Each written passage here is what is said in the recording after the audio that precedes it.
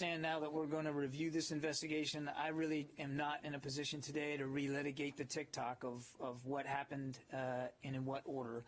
General McKenzie, I thought, did a very fair contextual job on Friday, walking you through almost minute by minute what they were seeing and the decisions that they made in the moment. And so I think I'm just going to leave it the way General McKenzie left it on Friday, and then let the reviewer of this investigation come to their own conclusions. Can you explain to us how these drone strikes, when they take place in a place like Afghanistan, at what level is the targeter? Was the targeting team at the airport? Was it sitting at CENTCOM in Tampa? Was it at Fort Bragg? Was it out in Las Vegas? At what level was the decision being made? The decision was made in Kabul by the strike cell commander in Kabul. And lastly, is there any plan to evacuate the remaining members of the family? They are doing interviews saying that nobody's reached out to them for payments, and they want to be moved to the U.S. because they feel their lives are in danger now that they've been outed as having had family members who worked for the U.S. government. Yeah, I've certainly seen those comments. I don't have anything to confirm or speak to today in terms of the physical movement of the family members, but we know that Central Command is working through how best to reach out to them for the issue of payments, but also to determine the validity of this interest in moving out. And I don't want to get ahead of. I certainly don't want to speak for the family, and I don't want to get ahead of where CENTCOM is in that process. But the Defense Secretary would support removing that family if they want to come. I believe the Secretary of Defense would absolutely support if the family wanted to leave Afghanistan and come to the United States. I believe he would support that, assuming that all the proper legal hoops were worked through. I mean, I don't want to get ahead of a process or a decision that hasn't been made yet, but I think he would absolutely consider that. Yeah, Janie. Thank you, Dan. On the South Korea issues, as you already know, that South Korea successfully test-fired SLBM. Submarine launched ballistic missile. Yeah. As an ally, the United States, how do you view South Korea's successful test fire of SLBM?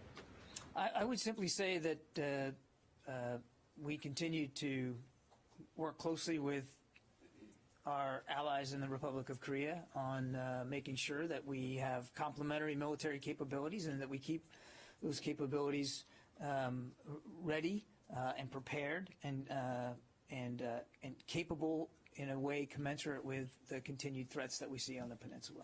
Do you think that this will help deter North Korean provocation?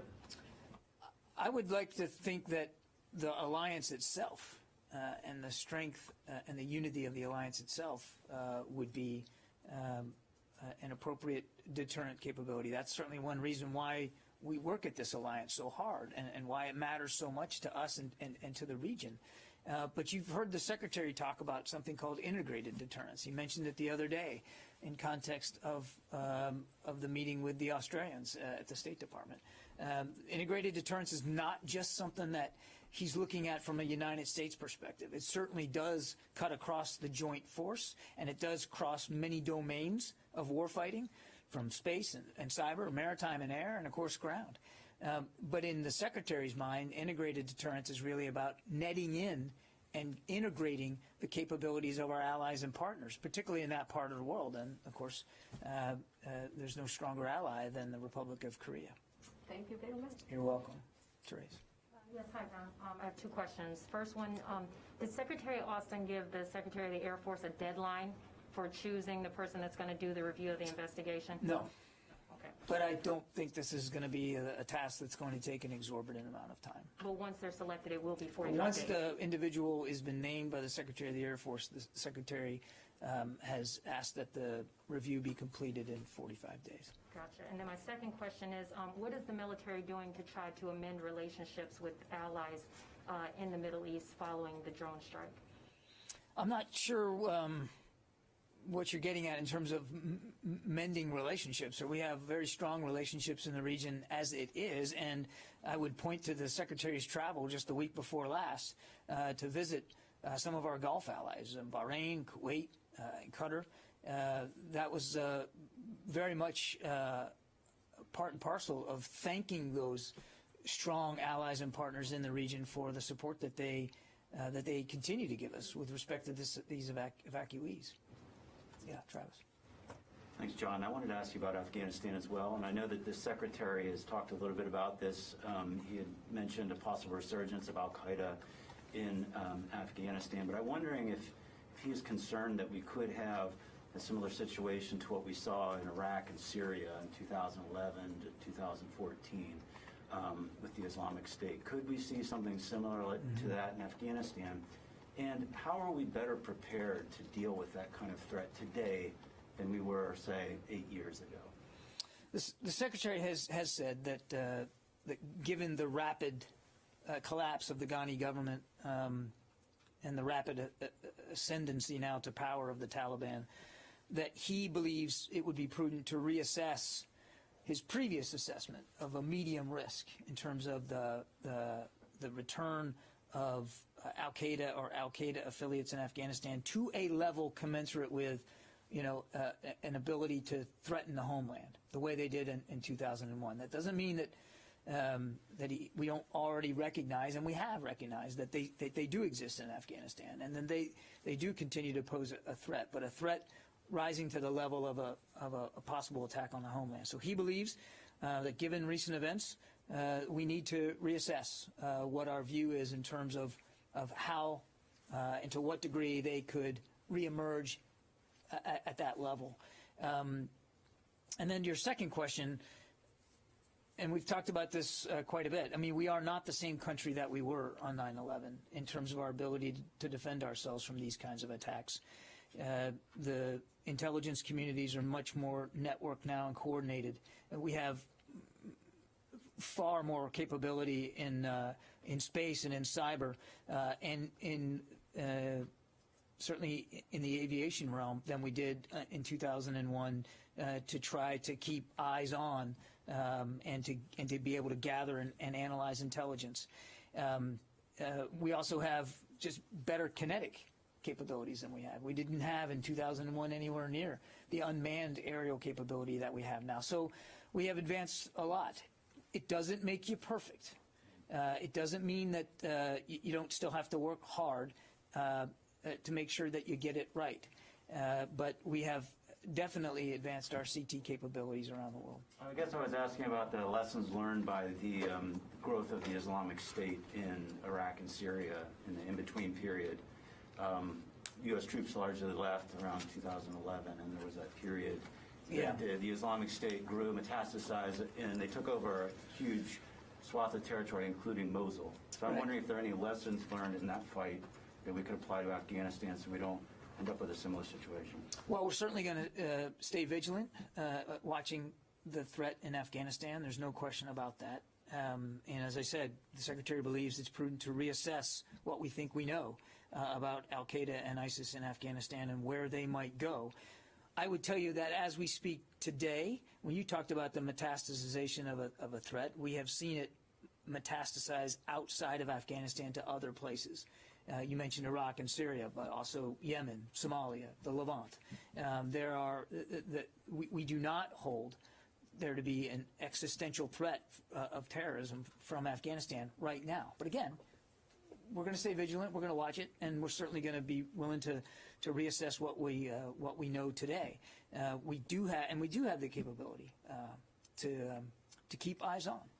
If I could, just one quick follow-up. Any future military action inside of Afghanistan would be done under the authority of the existing 2001 AUMF, correct? That's the authority that you would be using? The 2001 AUMF exists. We would like to see a new AUMF written to address the kinds of threats that we face now. I'm not going to talk about specific authorities for any specific military action that might or might not occur there or anywhere else. But again, the Secretary is supportive of the administration's approach to seek a new and more accurate, more clearly defined AUMF. Dave? Is this reassessment of the threat from Afghanistan, is this a formal reassessment or just people rethinking? He has not tasked a formal reassessment. He believes it's warranted. So does that mean there's going to be one? Yes. Tom? Thanks, John. Good afternoon. You've often said up there that, you want to be as transparent as possible. Bearing that mantra in mind, yesterday at Lackland Air Force Base, a reporter on the public roadway was taking photographs of the entrance sign to Lackland. The reporter was covering the larger Haitian deportation issue. Base security came out, escorted the reporter onto base, took the reporter's driver's license and called the local sheriff, would not release the reporter until she turned over her photographs and tape recording. I'm wondering if you know about this incident, if not, how you feel about it. I don't know about it. I'm going to have my staff look into it as soon as the briefing is over. I think that's the best I can do right now. Let me find out what actually happened. Thank you. And I appreciate you bringing it to my attention. Let me go back to the phones here. Or actually, I haven't gotten to the phones at all yet. Sylvie?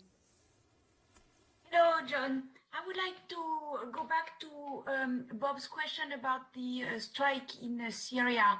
You don't have any more details. Where was it exactly, and who was the Al-Qaeda operative that was targeted? Sylvie, right now I can just tell you it was near Idlib in Syria. And as Central Command said in their brief statement, it was a senior Al-Qaeda leader. I don't have more detail than that right now. Okay, thank you. You're welcome. Phil? Hey, John. Two quick follow-ups. One, and then I guess I'll follow back for that. One, when you said it was a 3-star, or who's going to be potentially reviewing this whole review, what does that say about accountability? Does that say that the accountability here, if there were to be any, would be for people at 3-star or below, but not higher? What does that say to you? And then I guess the other follow-up I had was on the strike itself. I realize that you don't want to relitigate details of the strike, but I mean, aren't certain elements of what happened still within the public's right to know? I mean, I realize that that the review has to conclude, but it could be we have no timeline on that. Well, Phil, as I said, the only thing holding up the review, it's not even holding it up, is just the selection of a reviewing officer. And then once that officer has been chosen, the Secretary expects the review to be done in 45 days. I don't think that's an exorbitant amount of time to treat with seriousness and with some sense of gravity this particular investigation. As for the tick-tock of the events, I thought General McKenzie did an excellent job Friday walking you through the thought process and as much of the targeting process as he could. He and his staff are far more able to do that than I am from the podium, and so if there's an additional set of details that you think you need, I would encourage you to reach out to Central Command. As for your other question about the accountability and whether a 3-star sends some sort of negative message, I would remind you of two things. One, the tasking memo to the Air Force says it just needs to be an officer at 09 or above, so that's either a 3 or a 4-star, and we don't know who the Air Force is going to choose. And it also says in the memo, and I failed to mention this earlier, that if the reviewing officer believes that there should be a level of accountability at someone at a higher rank than he or she, the reviewing officer needs to make note of that to the Secretary of the Air Force and to the Secretary of Defense, so that that's made clear. Yes, Christina. Well, I have a big picture policy question about freedom of navigation in Asia Pacific, and the impact of AUKUS on that short term, and then over the longer term, how DoD is maybe thinking about that as it might impact things like budding democratic ambitions in Taiwan as they look to move closer to the global community of democracies. So what's the question? How's the DoD thinking about that? That's why I said it was a big policy question. Yeah, I mean, there's an awful lot there. First of all, there's no change to our one China policy. So we'll just lay that flat right now. We continue to maintain a strong belief in international norms that exist in that region and around the world. And in obeyance to those norms and orders to include the right of navigation in international waters and international airspace. Freedom of the seas doesn't just apply to whales and icebergs. It applies to navies and ships of all nations, and we're going to continue to exercise that right lawfully and appropriately as we can. And do you think that AUKUS will assist in that over the longer term? I think it's important to remember that AUKUS is not some sort of new alliance. It is a new defense security partnership that has been put in place. And the first element of it, the first initiative of it, is to help Australia acquire nuclear-powered submarines, which, as the Secretary said last week, we believe will be an additive component to something akin to integrated deterrence in the Indo-Pacific region. It'll improve the Australian Navy's reach and their warfighting capability, their defensive capability, and that's all to be welcomed in that particular part of the world, given the dynamic, intense security environment that exists. Jen. Can I ask you about the flights from Ramstein and when they're going to resume? It's my understanding that there have been about 9,000 MMR vaccines that have been administered, and so the reason for stopping those flights, you still have about 10,000 people at Ramstein. When are they going to start up again, and why is the CDC still halting them, I guess? I don't have an update. They are still halted, and your question is much better put to CDC about when they can be resumed. We are, just like we do here at home with respect to COVID, we comply with CDC guidelines, and I would refer you to CDC for more detail on that. Okay, I got to take a couple more, and then I'll let you all go. Jared. Hi, Mr. Kirby. My question has been asked. Okay. Kim Dozier.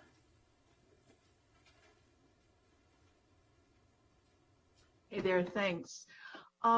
Two questions. Can you give us an update on the Afghan casualties who were taken to Landstuhl or other U.S. medical facilities from the Abbey Gate bombing?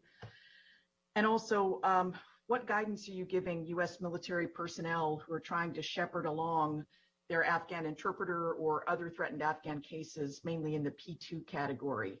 As I've heard from people who are worried that they hear state talking about American citizens and legal permanent residents, and it feels like the P2 category has just dropped off the map, and they want to know if the Biden administration is still trying to get threatened Afghans out. I can't help you on your first question, Kim, but I will take it, and we'll see. I can't promise. I don't know how much we're going to be allowed to speak to the wounded of another nation, but we will certainly look into this and see if we have something for you. I just wasn't prepared today to have any detail on that. On your second question, again, questions about visas and how they're being processed is better put to my State Department colleagues. What I can tell you is that we have been already talking to veterans groups quite frequently about their concerns over specific individuals and or specific families. Many of us here in the building also have, friends and coworkers and teammates that we know of. And so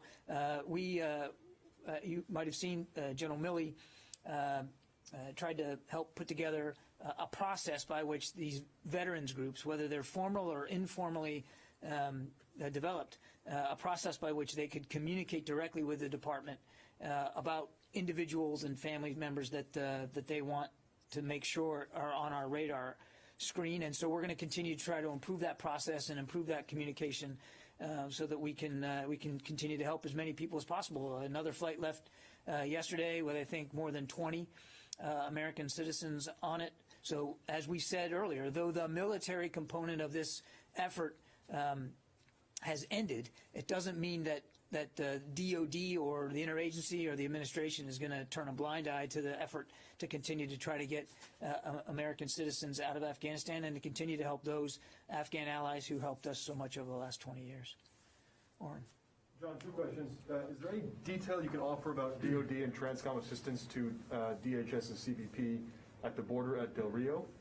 And a different subject entirely, a clarification question. Service members who were dishonorably discharged for sexual orientation or gender identity, have they always had access to full VA benefits, or is there a change in policy or process that now makes it easier for them to get full access? I refer you to the VA on that one. I'm not an expert on their processes, but I think I hope you saw in the Secretary's statement that he encourages those individuals who were discharged under other than honorable circumstances because of this, because of the don't ask, don't tell policy, to reach out to their boards of corrections for their individual services and to try to get their services amended appropriately. But as for the VA benefits, I'm just not an expert on that. On your other question, I can confirm that the Department has received a request for transportation support from the Department of Homeland Security and the U.S. Customs and Border Protection Service. Under this request, the Department would provide contracted air transportation for Customs and Border Patrol on a reimbursable basis to temporarily supplement CBP efforts to move non-U.S. citizen migrants from Del Rio, Texas, to other domestic CBP processing facilities. And this support will conclude on or before October 20th of this year, and it can be provided with minimal risk to current DoD missions. I would just again highlight contracted air. We're not talking about military aircraft right now, and on a reimbursable basis, and to be provided at minimal risk to current DoD missions. I don't have more detail than that. The request really has just come in, so we're doing the same thing we would do with any RFA request for assistance. We're examining it, reviewing it, and determining the best way forward. Yes, Rio. I want to follow up about Christina's question. I'm wondering how important Australia is from the DoD's perspective to maintaining peace and stability in the Taiwan Strait.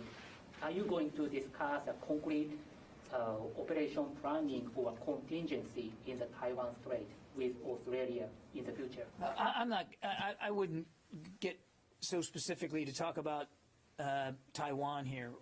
Again, nothing's changed about our one China policy.